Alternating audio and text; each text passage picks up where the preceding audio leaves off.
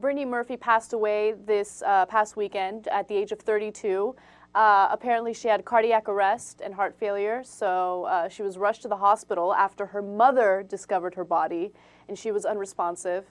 And look, there are so many assumptions and so many different things coming around. For some reason, her husband didn't want authorities to perform any type of autopsy, but they did so anyway, and they found absolutely nothing. However, they're also conducting a toxicology test, and I think that test will reveal more interesting. Well, here's the situation. People don't normally die at 32. Yeah, exactly. Okay, so we know this. So the question is, what happened? And maybe it's nothing. Maybe it was just like a freak accident. But should the authorities do an autopsy and toxicology test? Of course, they have to. They'd be negligent not to. It's kind of, and I don't know, is it a weird request to say that not to do one on his wife?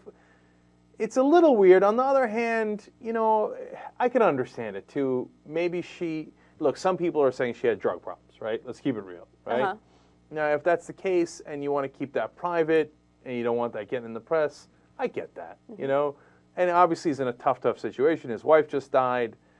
But the authorities have no choice. If you die at 32 and especially if you're this famous, people are going to inquire, and they can't not do those tests. They have to, right? And then, you know, it just, God, it's so sad, man.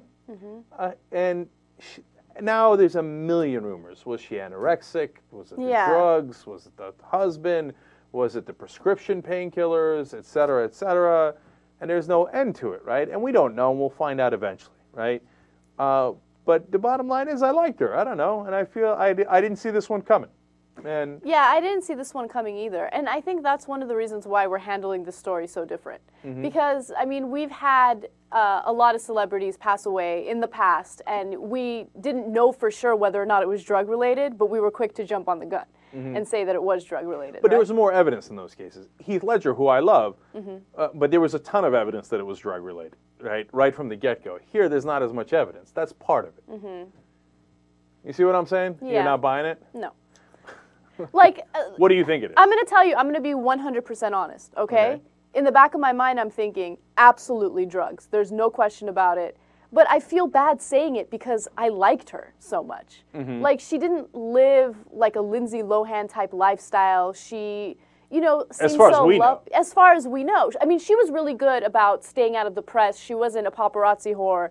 I mean, we only have good things to remember her by. So I feel bad saying, oh yeah, it's definitely drug-related, but that's my first instinct. That's exactly what I think of as soon as I find out that she's dead. Because there's the rumors that she was taking drugs, right? Some reports, et cetera, and because she died at 32. I mean, I get the obviousness of that assumption, although it's not necessarily warranted. All right, now, Jay. Well, why do we have to feel so bad to assume that? I mean, this is the thing. I mean, the first question is we always have to, if someone's on drugs or if they're a drug addict, they have problems or issues. There's many ways this happens to people. The first problem is we already assume that, oh man, they must be a bad person because that's just our perception. She could have been on drugs. She had drug issues for who knows why, but doesn't mean we should think she's a bad person or hate her now because of it. Yeah. So I'm okay with assuming that, in other words. Because that's the first thing I assume too, because it makes sense. It's just, I mean, you're 32 years old, and of course we don't know anything about her personal life because she's not getting out of limousines with her crotch sticking out, you know? So we didn't have that already. Don't get me wrong. First of all, I should note for the record that I am enjoying the Christmas spirit of your mic.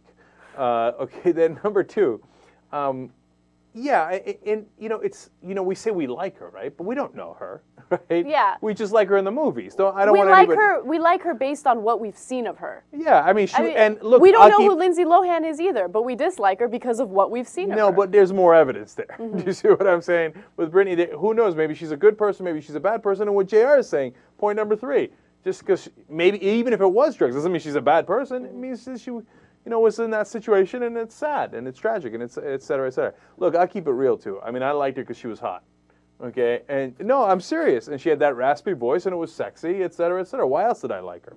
You know, and she was a good actress. You know what?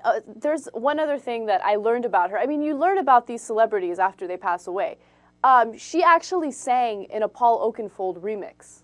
And the name of the song was Faster Kill Pussycat. And I love that song. And I never realized that she was the female voice in that song. It's amazing. Yeah, and she was also in Happy Feet, right? She was one of the voices in Happy Feet. So things you did not know about Brittany Murphy.